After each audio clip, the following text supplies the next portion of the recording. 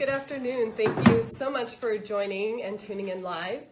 This afternoon, we are joined with Baltimore County Executive Kevin Kamenetz, a Democratic candidate for governor for the state of Maryland. And Mr. Kamenetz, thank you so much for joining us. It's great to be here in Baltimore City. Thank you. My name is Shannon Coleman Siciliano. I serve as co-executive director for Strong Schools Maryland. We are a 501c3 organization. We do not support any particular candidate or party. We simply believe that the candidate strongest on education and in support of the Kirwan Commission recommendations will win the election. That's our belief. And so without further ado, I want to get started into some policy questions with you. The Kirwan Commission, they believe that what we spend our money on, which is the policy, is just as important as how much we're going to spend. And this is a once-in-a-generation opportunity for the students in Maryland. So first I want to get started and ask you a question related to our Maryland State Constitution. The Maryland State Constitution requires a thorough and efficient system of public education for our students. And that means that our students are prepared and able to meet state standards. And so what does that mean in your mind? Well, first of all, I'm a lawyer, so I can analyze that from the legal point of view. Obviously, Maryland's governor has a legal obligation to ensure that all children K through 12 receive a public education. But I actually believe it encompasses more than that. I think that Maryland's governor has a moral obligation to ensure that every child has not only the education, but the opportunity to succeed and achieve in life. And all of that is based, in my opinion, on a quality education system, not only existing public schools, but what we can do with early childhood education, what we can do with career technical education, and what we can do with college. That's great. And so with your definition in mind, do you think that we are meeting that standard currently? Well, we're clearly not, because we're not making the investments that we need to make. And I really appreciate that you mentioned, well, it's not necessarily just a funding issue, but it's how we fund.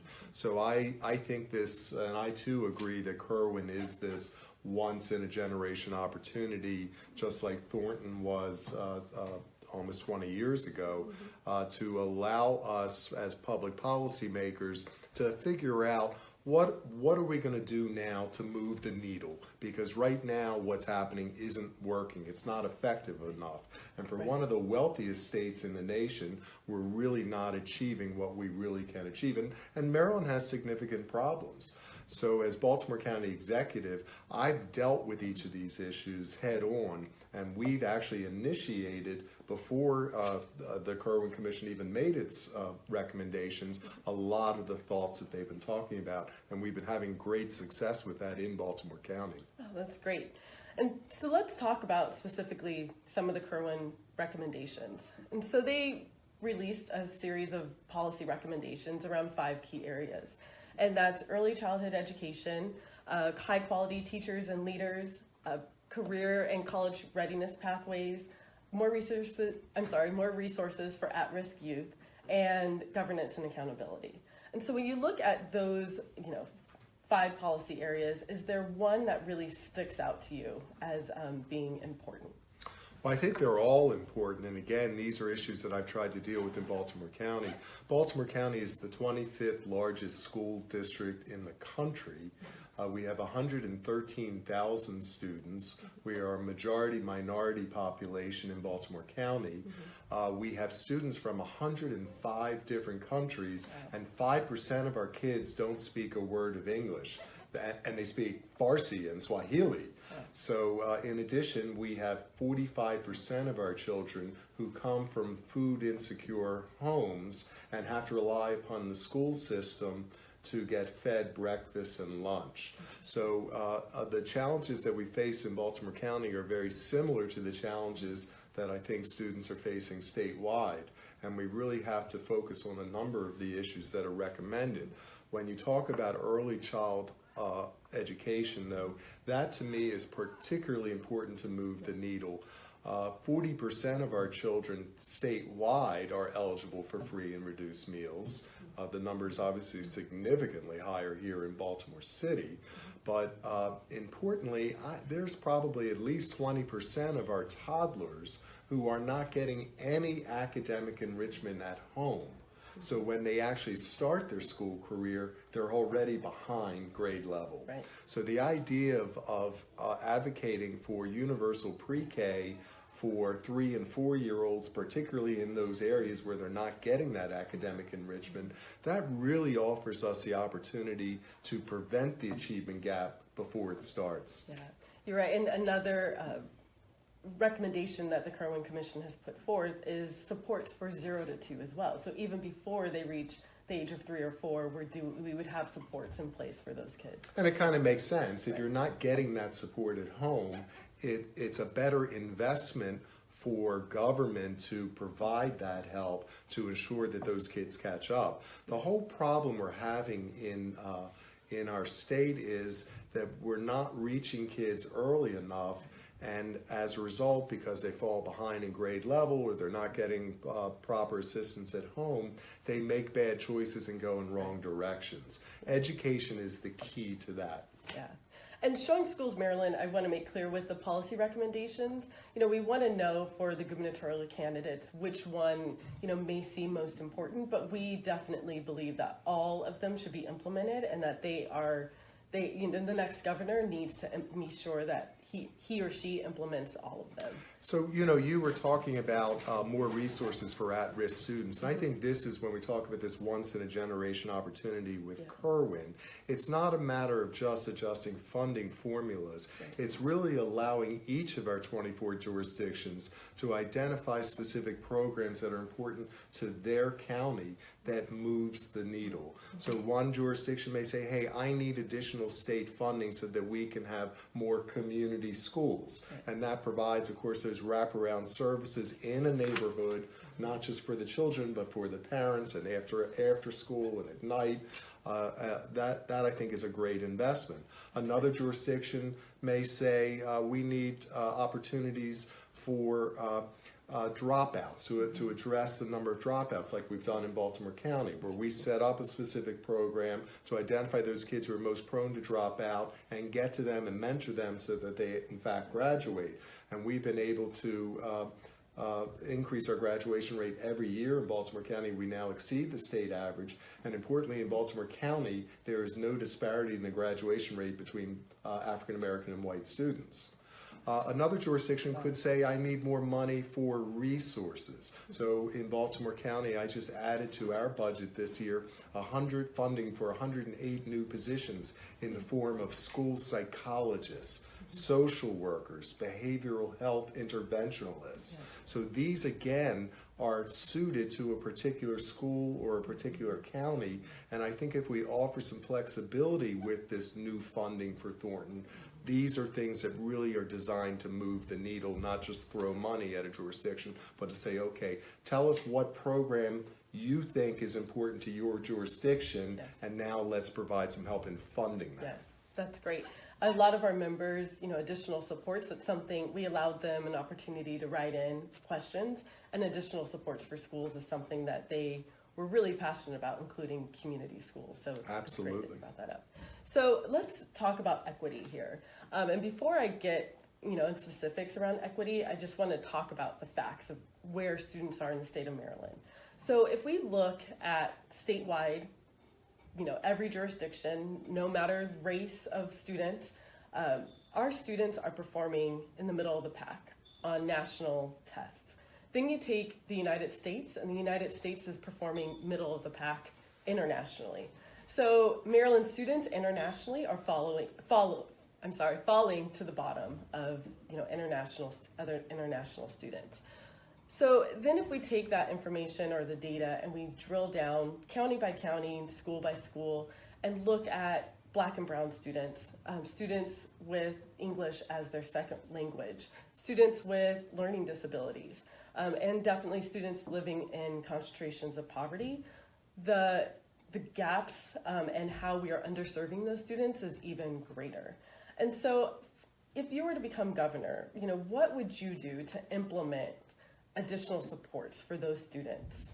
Well, that's why I like the idea of and I'm just throwing this up as an idea, and obviously I would work closely with the leadership in the General Assembly, as well as the various county executives and commissioners, and the school boards. But the whole idea is to identify what are the needs for those particular jurisdictions and provide intensive funding to address that particular issue. And I think that's what we've been missing. Under Thornton, we said, okay, well, let's just raise the total level of funding, but there wasn't enough accountability of results. And as a result, you're right. Marylanders have always prided themselves for our investment in public school education, and for years our public schools were ranked #1 in the nation. But as Dr. Kerwin said, we're now just middle of the pack. Right. So I also fully appreciate the idea when they look at other countries. And the idea that, by the time a child reaches 10th grade, they then use those last 2 years to decide what track that child may take. Are you college oriented? Are you career technically oriented? And then help them achieve those goals within those 2 years so that when they graduate, they're well on the path to success. Great. And so the policy is equally important with the funding. And we know that the next governor, if Kerwin is going to be successful, needs to support funding of Kerwin. And so we don't have the exact dollar amount, but what we do know is that the APA study shared that Maryland schools are underfunded by $2.9 billion per year. So if you became governor, how would you ensure that all of the Kerwin policy initiatives are implemented? Well, obviously, the General Assembly took the right step to ensure that the casino money supplements the pot and doesn't supplant it. Right. But I kind of view investment in education as a priority. It's what I've done in my budgets in Baltimore County.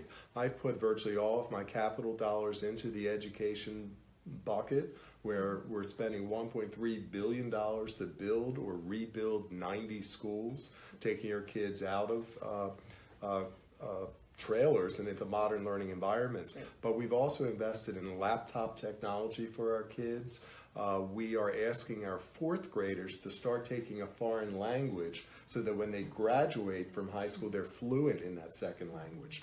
We even started early college high school in Baltimore County, where 9th graders within 4 years will get not only their high school diploma, but an associate's degree from the Community College of Baltimore County simultaneously and tuition free.